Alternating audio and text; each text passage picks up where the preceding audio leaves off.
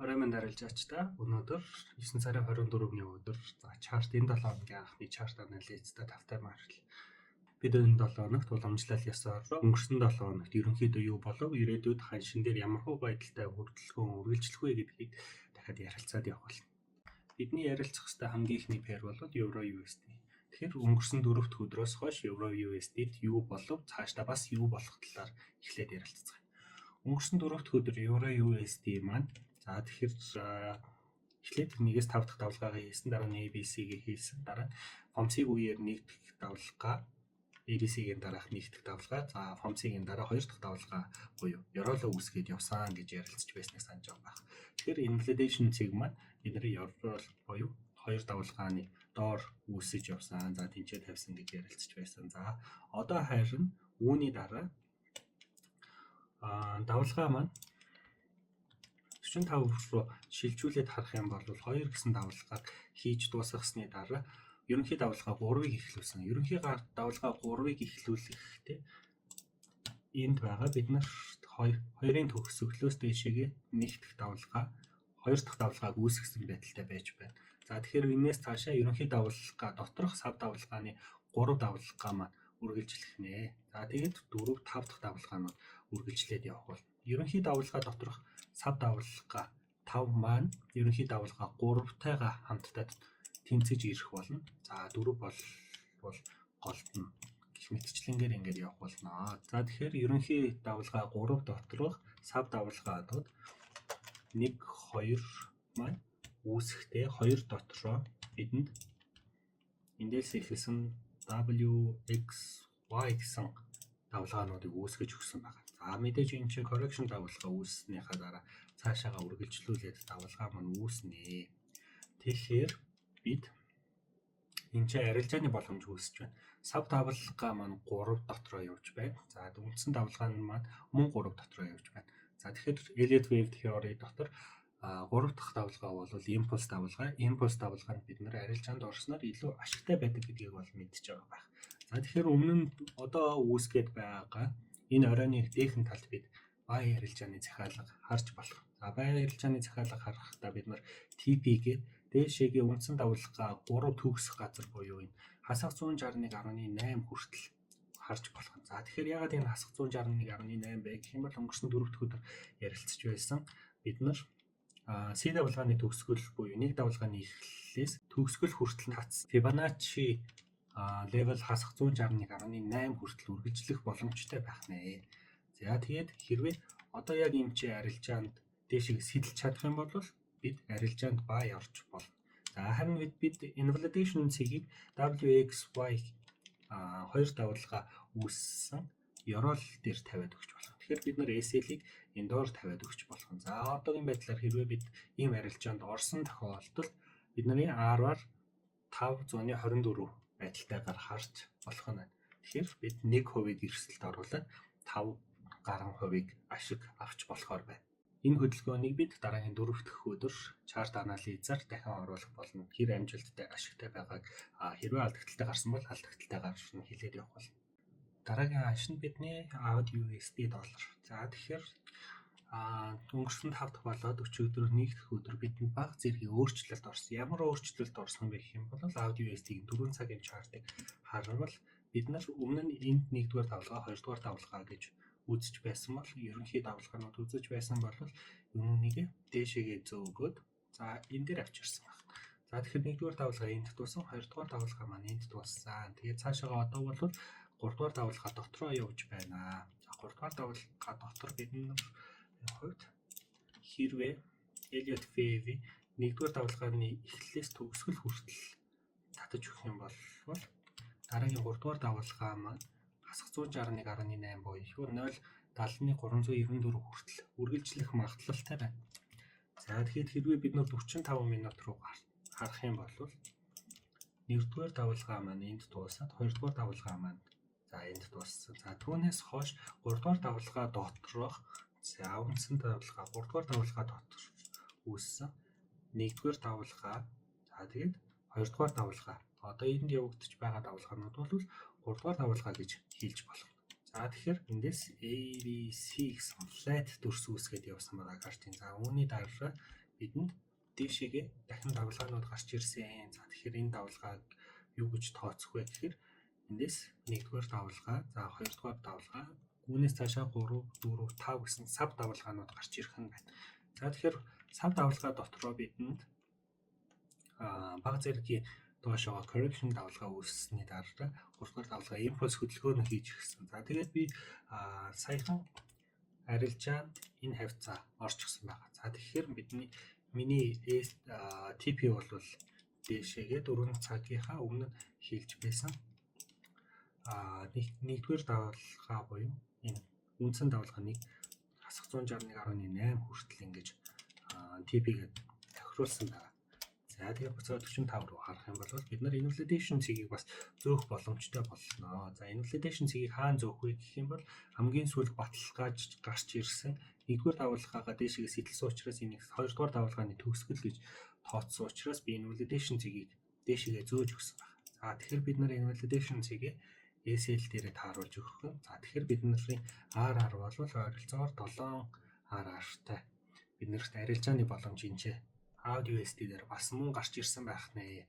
Хэрвээ их хүсэх юм бол энүүнийг дагаад арилжаанд ороорой. За дараагийн өдрүүдэд би илүү боломжтой. За хэрвээ эрт хаахаар болвол би үргэлж оруулдгаараа 2 дахь 4 дахь өдрийн айл нэгэнд анализ дээрээ хилээд явах болно. За одоогийн байдлаар миний арилжаа 16 pp ашигтай явж байна. За тэгэхээр энэ үргэлжлүүлээд бас нэлээд өндөр ашиг өгөх болов гэсэн арилжааны боломж гарч ирсэн шүү. Дараагийнх нь GPP USD. GPP USD-ийн хувьд өнгөрсөн 4 дөхөөс хойш юу өөрчлөгдсөн бэ гэх юм бол бид нар дээшээгээ өсөх магадлалтай байна гэж ярилцж байсан бол тэрний дагуу өсөх нь бол өссөн.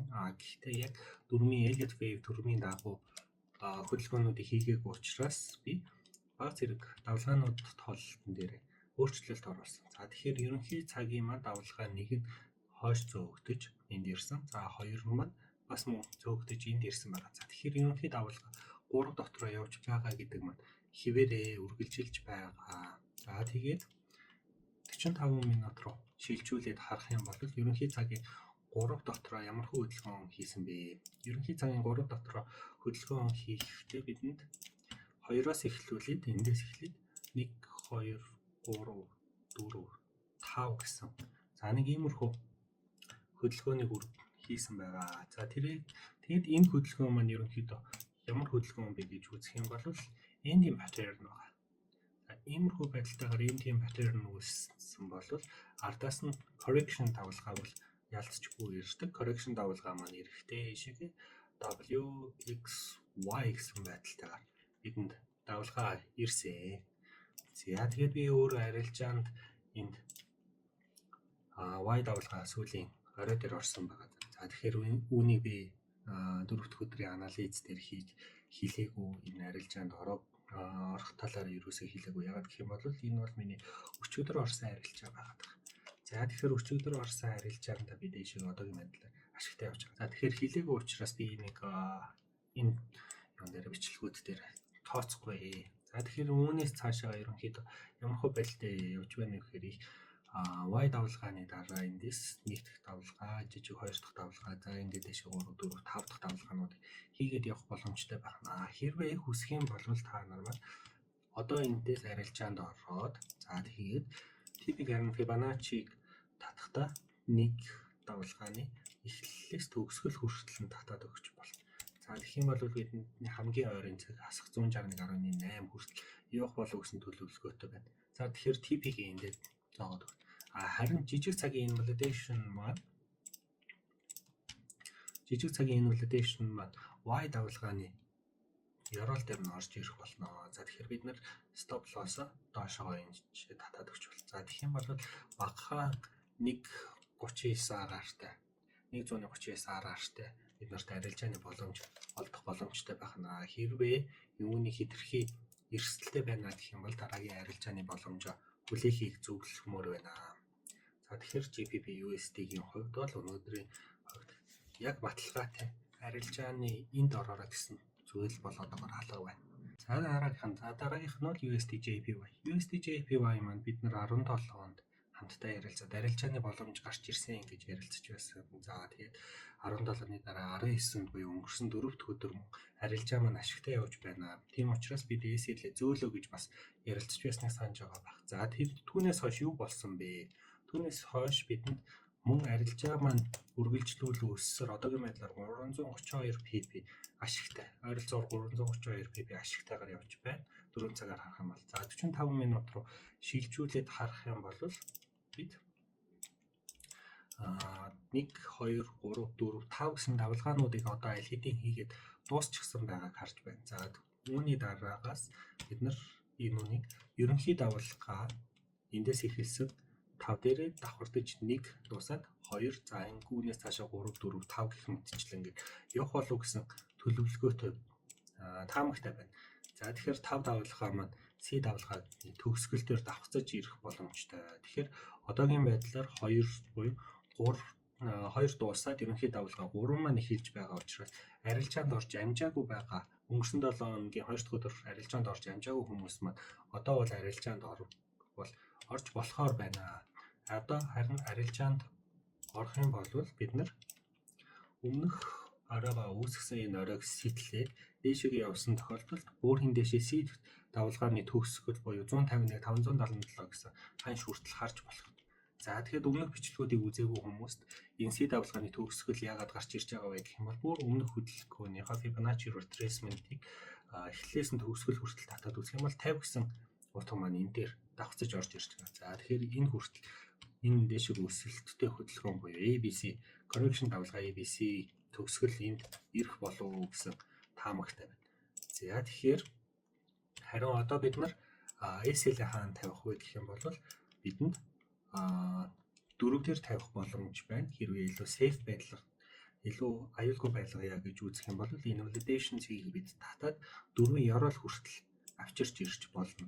Харин хэтэрхий хол байна гэх юм бол баг зэрэг эрсдэлтэй ч гэсэн давалгаа 2-ын төгсгөл дээр бас энд авчирч ирж болох боломжтой байх шүү.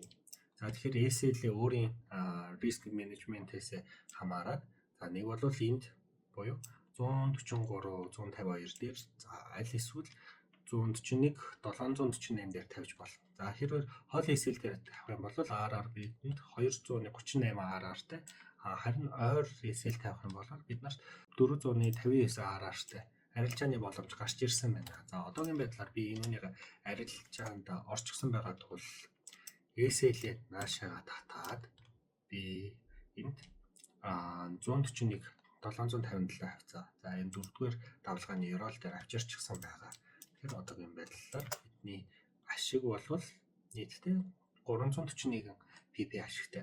Харин safe ашиг маань миний хувьд 111 pp safe ашигтай явж байна.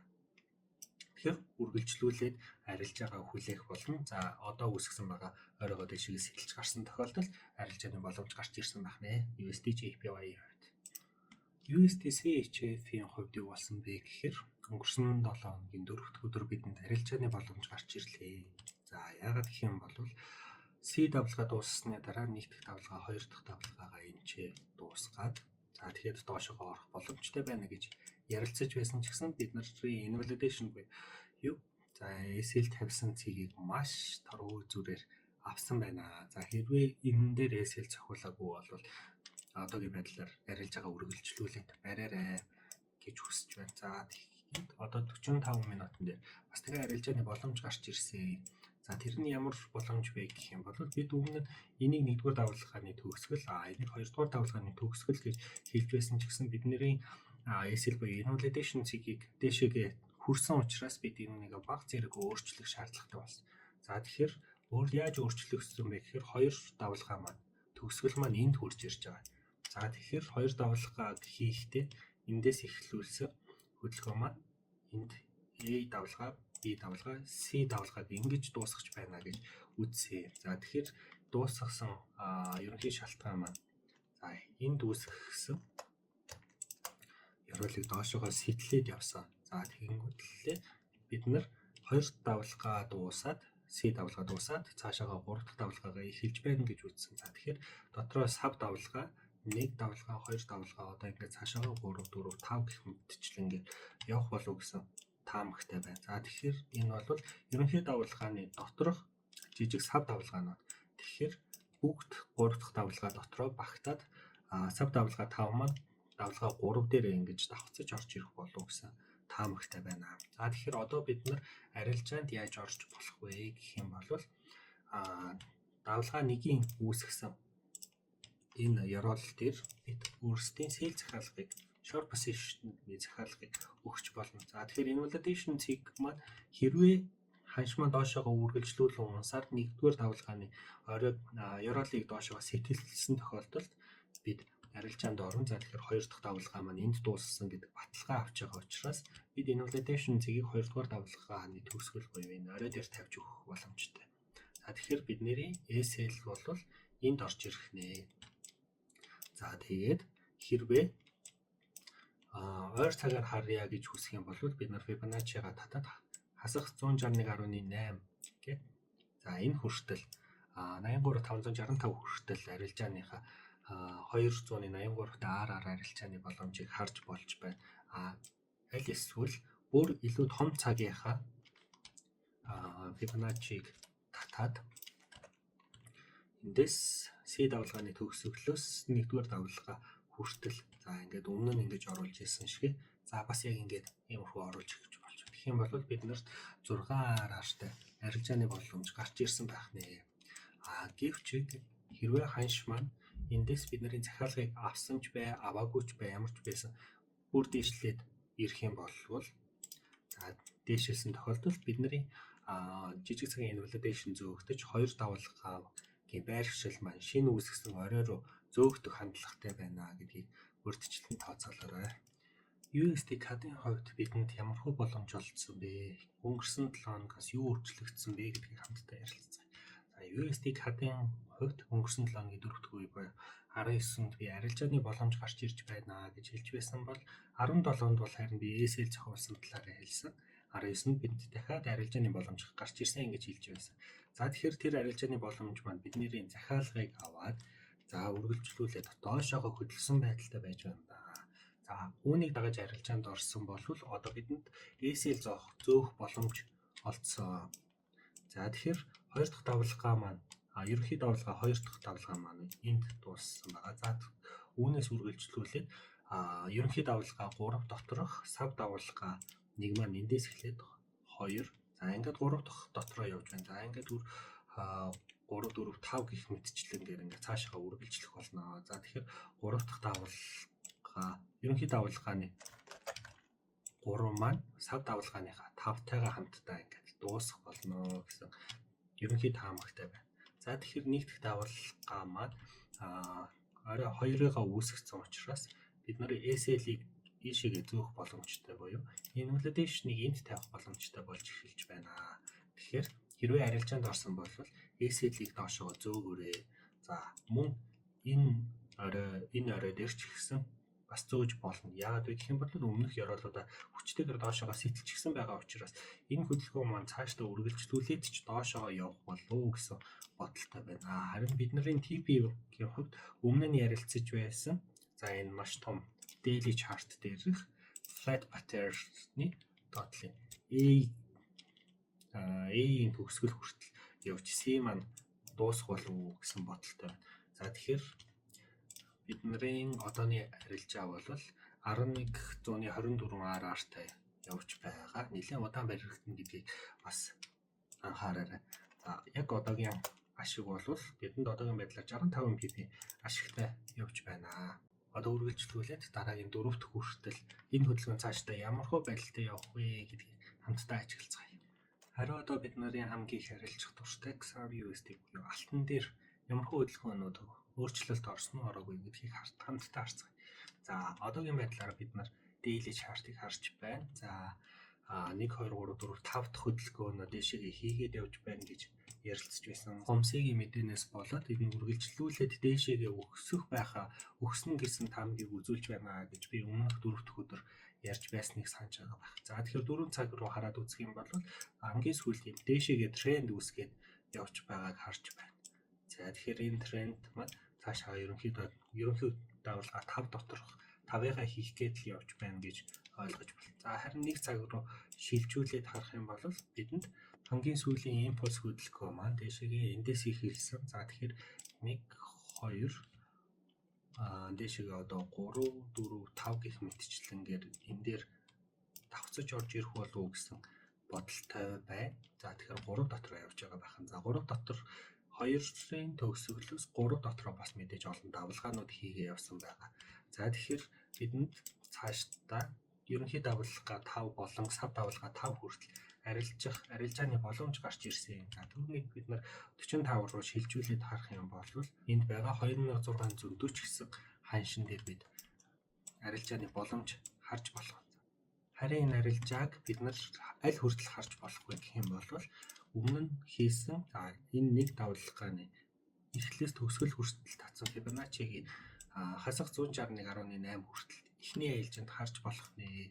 За харин SL-ийг бид нар хаана тавих вэ гэвэл өмнөх үүсгэсэн ёроол дээр тавьж өгч болно. За тэгэхээр энэ хавьд буюу 2622 хавцаа бид нар SL-ийг тавьж өгч болно. За тэгэх юм бол бид нарт 184-ийн RR-тай жижиг юм арилжааны боломж гарч ирэх байхаа гэж бодож байна. Гэхдээ энэ хөдөлгөөн маань ерөнхийдөө цаашаага бас илүү үргэлжлэх болов уу гэсэн найдвартай, за тиймэрхүү таамагтай байгаа гэдгийг анхаараарай. За тэгэхээр дараагийн 4 дахь өдөр нэг илүү апдейт хийгээд бүгдээрээ бидний ярилцааг авсан уу, аваагүй юу, ямар хөө ашигтай алдагдaltaй гарсан уу гэдгийг хамтдаа харцгаая.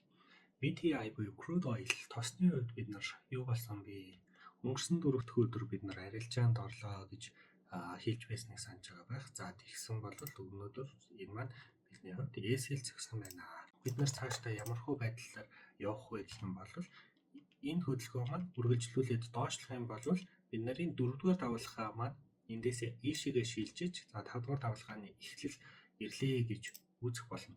Харин хэрвээ бид нарын 1-р давалгааны за энэ ёроолыг энэ хөдөлгөөн маань үргэлжлүүлээд дэшегээ хөдөлсөр байгаад энэ хүрэх юм бол за бид нар үүнийг 4-р давалгаа биш харин 2-р давалгаа маань гэж үзэх болно. 1-р давалгаа маань хуучин 3-р давалгаа дээр ирээд 2-р давалгаа маань шинэ үүсгэсэн ёроол орой руу хурж ирэх байгаа. За тэрүүнийг хамтдаа ажиглацгаая. 45 минут руу шилжүүлээд харах юм бол за өмнө нь ингэж үүсгэж байсан орой болон ёроолуудыг ингээд татаад үзэх юм бол энэ хүү зоон үссэн байна. Хэрвээ ханш маань доошоогоо одоо байгаа ханшнаас доошоогоо унж хурж ирээд энийгээ сэтэлээд за ингээд явсан тохиолдолд би энэ хавцаа ерөнхийдөө бол энэ хавцаа бидэнд арилжааны буюу сэл буюу арилжааны боломж гарч ирэх болов уу гэж таамаглаж байна. Тэр хүртэл одоогийн байдлаар ханш маань дээшээж явж болно, доошооч явж болохоор байдалтай байна. Урт цагтаа бол доошоо явах магадлалтай байгаа. Гэхдээ яг хизээнээс эхлэхийг одоогоор хэлж мэдэхгүй байгаа учраас бид нар crude oil-ийн хувьд баг зэрэг хүлээлттэй. Euro JPY-ийн хувьд бид нар арилжаанд өнгөрсөн 2 дахь өдөр орсон юм байна. 9 сарын 19-нд арилжаанд орчихсон байгаа. За одоогийн байдлаар бидний арилжааны ашиг маань 328 pp ашигтай явж байна. За баг зэргийн өөрчлөлт орсон. 4 цагаар хараад үзэх юм бол бид нар өмнө нь 1 2 3 4 5 гэх мэтчлэнгээр цаашаа үргэлжлүүлнэ гэж бодож байсан бол за одоогийн байдлаар 1-р давалгаа энд ирсэн, 2-р давалгаа энд, 3-р давалгаа хийгээд 4-р давалгаа хийчихсэн. Одоо харин давалгаа 5 дотор явж байна гэж баг зэргийн өөрчлөлт орсон байна. Харин жижиг цаг руу харах юм бол бид нарт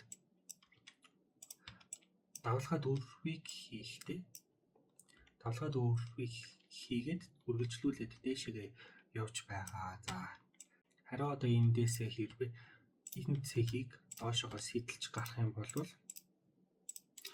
давалгаа 4 маань дуусаагүй байна. Давалгаа 4 маань үргэлжлүүлээд баг зэрэг сунгалттай орж ирэх нэ гэсэн таамаг гарч ирнэ. Ерөнхий хөдөлгөөн бол дээшээгээ хэвээр. Эсвэл энэ хөдөлгөөн маань дээшээгээ энэ цэгийг 3-ыг сэтэлсэн тохиолдолд давалгаа 4 бүрэн гүйцэд дууссан гэж үзээд давалгаа 5 хүртэл явах болов уу гэсэн бодолтой байна. Харин invalidation цэгийн хувьд бид одоохондоо давалгаа 4 рүү бүрэн гүйцэд дууссан хэсгийг мэдэхгүй байгаа учраас давалгаа 4-ийн өмнөх энэ хэсэг дээр бидэнд invalidation буюу SL-ийг зөөх боломж олдож байна. За тэгэхээр бид нарын safe арилжааны ашиг болвол одоогийн байдлаар 130 pp ашигтай явж байна. За тэгээд энүүний дараагийн дөрөвт хүртэл бид ажиглаад апдейт хийх болно. GPP-JPY-ийн хувьд бидний арилжааны анализ маш амжилттайгаар үргэлжлүүлээд явсан 17-нд би арилжааны юу хийсэн байна. Иймэрхүү арилжаанд орох боломжтой байна гэж хэлж байсан байна. За тэгэхээр энэ маань түүнээс хойшоо нийтдээ нэг 628 pip хавцаа ашиг орж ирсэн байна. За тэгэхээр хэрвээ safe байлгыг гэх юм бол энийг бид нэр 100 хүртэл харах боломжтой. Үргэлжлүүлээд барих сонирхолтой хүмүүс маань хасах 161.8 хүртэл барих боломжтой. За тэгэх юм бол нийтдээ 1300 pip ашиг хийхээр боломжтой байгаа юм байна. За тэгэхээр 45 минут руу хараад үзэх юм бол одоо бид нэр safe TP-г бол баараг цогсон байдалтай байна. Харин stop loss-ийн хувьд бид үргэлжлүүлээд за энэ хүртэл дээшгээ зөөх боломжтой. Тэгэх юм бол бидний safe ашиг бол нийтдээ 462 pip safe ашигтай явж байгаа юм байна. Өнөөдрийн буюу 9 сарын 24-ний чарт анализ та бүхэнд маань таалагдсан гэж найдаж байна. Өнөөдрийн хувьд маш ундлан арилжааны боломжуудтай, за мөн өмнө нь өгч байсан арилжааны боломжуудыг ашиглаж чадсан бол маш их ашигтай өдөр байна. Зарим арилжаануудыг бид нар хааж амжаагүй байгаа. За тэр үнийг хаах эсвэл SL-ийг зөөхийг нь бол дараагийн 4 дахь өдөр буюу 26-ны чарт анализаас дахин үзхийг хүсье. Хэрвээ дараагийн анализыг алдалгүй үзхийг хүсэх юм бол доор subscribe хийгээрэй. Эсвэл миний Telegram хуудсанд комент хэсэгт линкийг үлдээсэн байгаа. Тийшээгээ зочилж ороод бидэнтэй нэгдээрэй.